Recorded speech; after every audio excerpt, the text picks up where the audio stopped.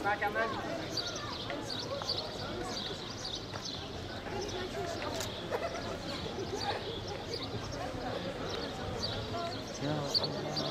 gelmez ya.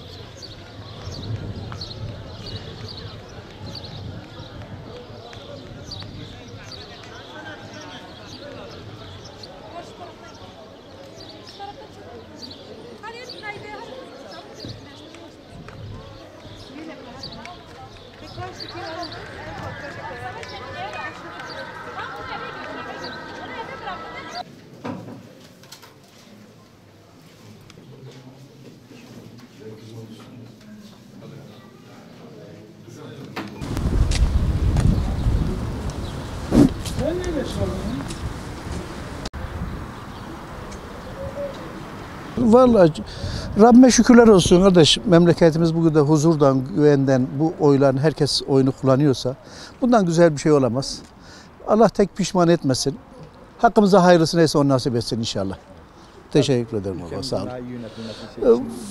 O umutla verdik. Evet. O arzumuz o.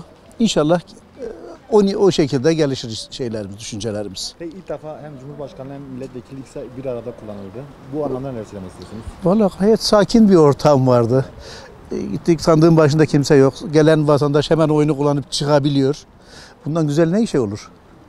Yani huzur içerisinde memleketimizde geçmesini diliyorum. Bir tek Allah'ın kulunun burnunun kanamaması en büyük temennimiz. Gel.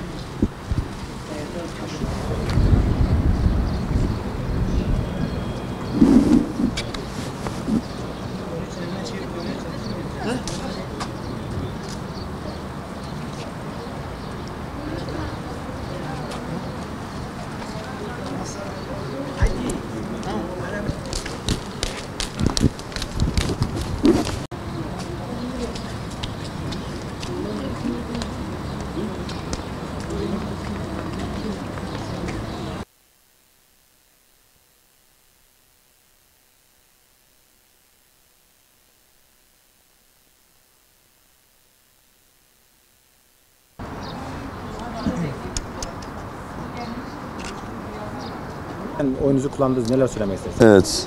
Kullandık. Allah hayırlı uğurlu etsin vatana, millete inşallah en hayırlı şekilde kullanmışızdır. Peki nasıl geçiyor sizce seçim? Nasıl, ilgi nasıl? Vallahi geçen yıla göre biraz daha, geçen seferkine göre biraz daha yoğun geçiyor. Fark ediyoruz. Yani insanlar katılımı yüksek. Gerek yurt içi gerek yurt dışı.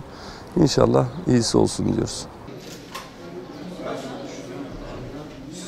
Partiler, hangi partiler ise bunun altındaki şu yuvarlaklara basıyorsun. Şunlardan Cumhurbaşkanlığı kadar hangisine götürmen alırsın. Ahmet Bey, oyunuzu kullandınız. Oyumuzu kullandık. Allah vatana millete hayırlı uğurlu etsin. İnşallah bizi seçimlerde ayrıştıran değil, toparlayan bir parti olur inşallah. Artık o sandık biz bu seçim zamanı bu kağıtlardan, duvarlara pankart asmaktan, ayrıştırmadan, sadece oy verdiğin zaman ayrışma değil, toparlayıcı olmak lazım. Artık sandığın arkasına geçince milletin neye oy vereceği belli olsun. Artık yeter. Bu millet artık bitti.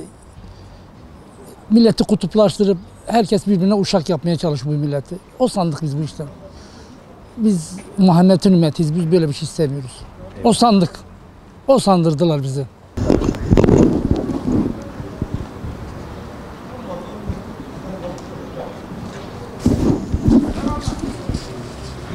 Vallahi inşallah vatanımıza, milletimize hayırlı olur. Yani her zamanki sloganlarda söylendiği gibi işte tek millet, tek bayrak, tek devlet. İnşallah birliğimiz, beraberliğimiz devam edecektir. Allah'ın izniyle her şey iyi olur. Seçimlerin çok güzel bir atmosferden geçtiğini görüyoruz. Yok, gerçekten hani ben biraz daha sıkıntılı geçecek diye düşünüyordum ama Allah'a şükür şimdiki iyi yani. Ya şimdi bizim halkımız eskisi gibi değil. Yani şu an insanlar daha bilinçli, daha bir anlayışlı olduğunu düşünüyorum. Allah'ın izniyle bugün de atlatırsak o tereddütlerimizin hani olmadığını herkesin içebilir yani yanlış olacak. Yani birbirimizi kırmaya yok, hiçbir sıkıntı olmayacak. Hani o kırmalar şeyler hani biraz daha cehaletten kaynaklanan. Falan gerek yok. Cehaletten kaynaklanan şeylerdi. Yani Allah'ın izniyle o şeyler bitti artık ya.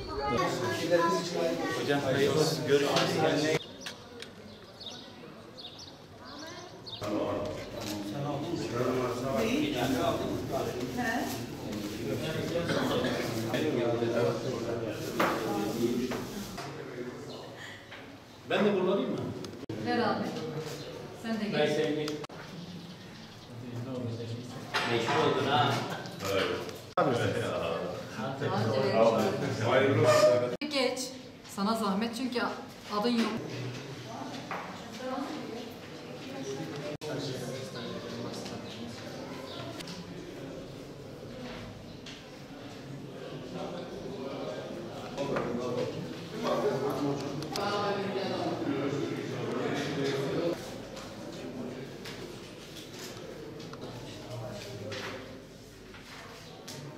Hayırlı olsun, vatanımıza, milletimize ne hayırlısı olsun. Atabilirsin. İmzana da.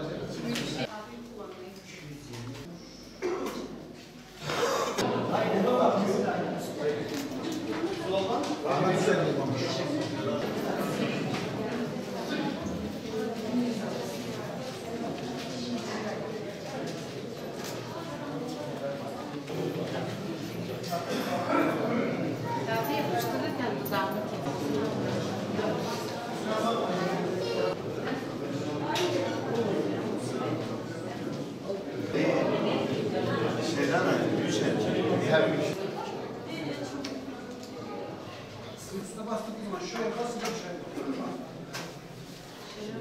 Ha şöyle koy bak mesela şunu üstüne bas ilerle. Sırası duydun basarım.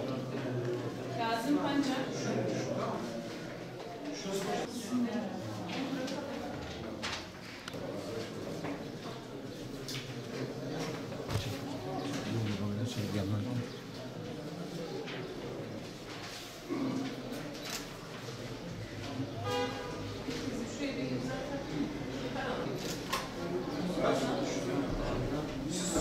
Partiler, hangi partiler ise bunun altındaki şu yuvarlaklara basıyorsun. Şunlardan Cumhurbaşkanı adayları hangisine verirsin ona? Sizin de şöyle.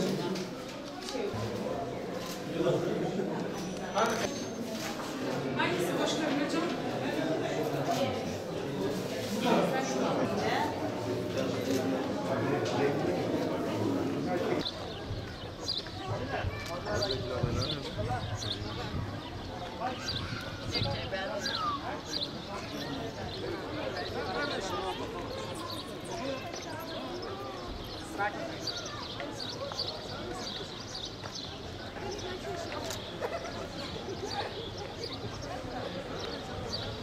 Ya Allah. Yıllar geçti.